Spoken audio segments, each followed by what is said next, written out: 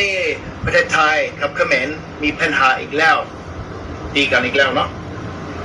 แต่ว่าพูดจริงนะผมสบายผมไม่ชอบแบบประเทศสองประเทศตีกันนะแต่ว่าผมเบื่อคัมโบเดียนะผมเบื่อมากคัมโบเดียก็ชอบว่าตลอดเลยประเทศไทย copy ประเทศไทย copy ประเทศไทยนี่ประเทศไทยนั่นประเทศไหนนู่นคุณเห็นไหมคนคัมโบเดียชอบ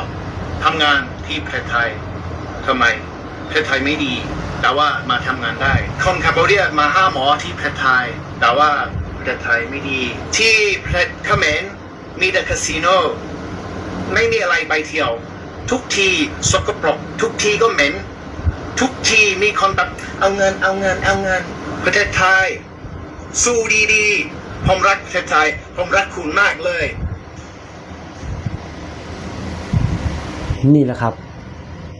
เสียงจากชาวต่างชาติที่ได้พูดออกมานะว่าเขมรเนี่ยมีแต่ขอเงินนะมีแต่ขอทานนะครับมีแต่คาสิโนไม่มีที่ท่องเที่ยวนะครับโอ้โหได้ใจคนไทยทั้งประเทศเลยนะครับผมชาวต่างชาติคนนี้รักและชื่นชมประเทศไทยนะครับหัวใจถึงจะเป็นต่างชาติแต่หัวใจรักประเทศไทยนะครับผมโอ้โหนี่ครับสุดยอดไหมครับแล้วยังมีอีกคลิปหนึ่งนะครับผมสาวลาวที่หัวใจเขมรนะครับที่ได้แฟนเป็นคนเขมรได้ผัวเป็นคนเขมรนะก็ออกมาพูดมาว่านะครับ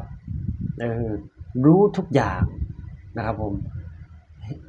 รู้จักทุกอย่างจริงๆนะสาวลาวด้วยกันไม่พอใจนะครับ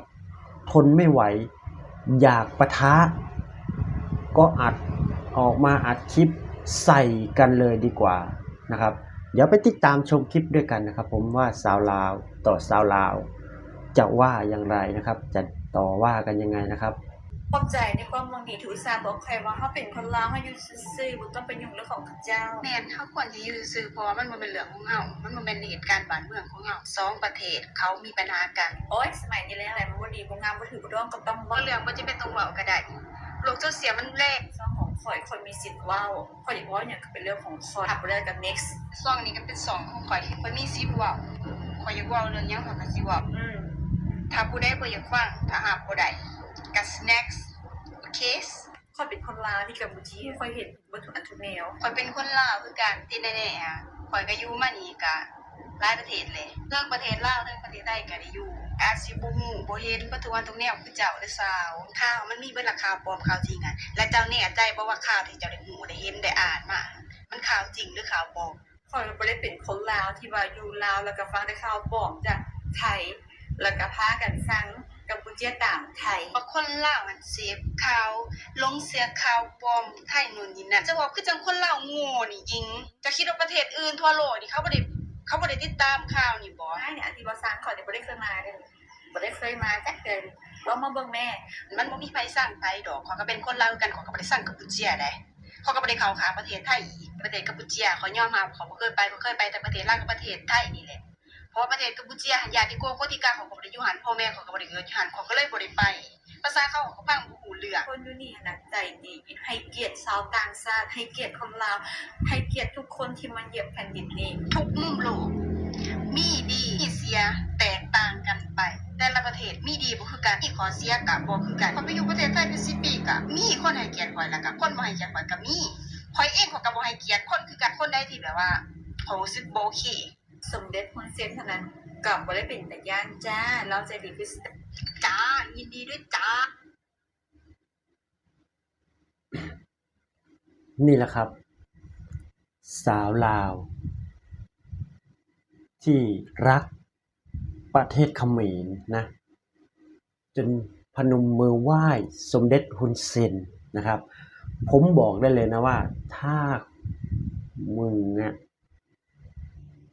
ไม่มีเส้นหรือว่าไม่เป็นเมียทหารนะ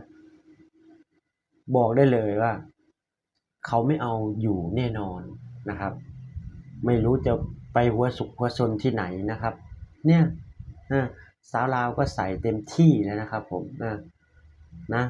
ไม่พอใจเหมือนกันครับเราคนลาวเราก็ไม่พอใจว่าเราเนี่ยประเทศไทยสั่งกัมพูเชียเนาะลาวก็สั่งกัมพูเชียคือกันเขมรนะบ่ได้เอิ้นดอกว่ากัมพูเชียนะเขมรนะที่คนสั่งคือคนเขมรนะบ่มีไผดอกสิบ่สั่งแม้แต่ต่างชาติเขาก็ยังเว้านะเขาก็ยังพูดเลยนะภาษาอย่างอันนี้หลงนะหลงเขมรนะแม่สุนัขนุ่มย่านนี่เนาะ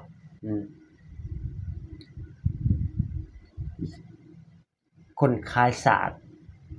นะเขาเอิ้นว่าคนขายสาดได้ผัวเขมรนะแต่ผัวเพิ่นนี่ก็คือสิเป็นราชการนะเนาะเป็นทหารนะเนาะจะมีหน้ามีตาแน่อยู่แต่ในบ้านนะสมองเลยปั่นป่วนนะฮู้จักเบิดทุกอย่างนะฮู้จักดีกว่าคนอื่นฮู้จักดีกว่าคนในประเทศลาวนะคนในประเทศลาวนะเบิ่งแต่ข่าวปลอมนะเสือประเทศไทยนะโอ้โหสื่อคนไทยนี่นะสื่อแต่ละช่องนะเขาเอาแต่ข่าวจริงมาเว้าเนาะเขาบ่ได้เอาว่าข่าวปลอมคือเขมรมาเว้านะถูกวุ้นเส้นนะสร้างแต่เรื่องแต่ข่าวปลอมให้ประชาชนเขมรฮู้บอกได้เลยนะว่าแม้แต่ประชาชนของเขาแท้ๆประเทศของเขาแท้ๆเขายังไหลหัวหนีเขายังบ่สนใจแล้วมึงนะเป็นคนต่างชาติถ้าบ่มีผัวนะมึงคิดบ่ว่าสิได้อยู่ในเขมรนะโอ้ยเดี๋ยวกูมันใส่เด้เนาะนี่แหละครับคลิปนี้ก็จะพาพี่ๆน้าๆทุกท่านแสดงความคิดเห็นมาได้เนาะพี่น้องเนาะใต้คลิปเนาะมันใส่เนาะมันใส่สาวลาวที่ได้ผัวเขมรนี่นะแต่สาวลาวออกมาเว้าก็ถูกต้องแม่นความลาวนะเนาะบ่ว่าแต่ชาติต่างชาติ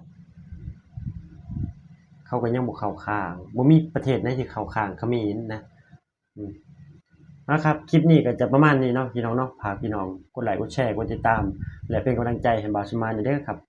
คลิปนี้ก็จะจบคลิปไปเพียงส่ำนี้เนาะพี่น้องขอกล่าวคำว่าสบายดีและสวัสดีครับผม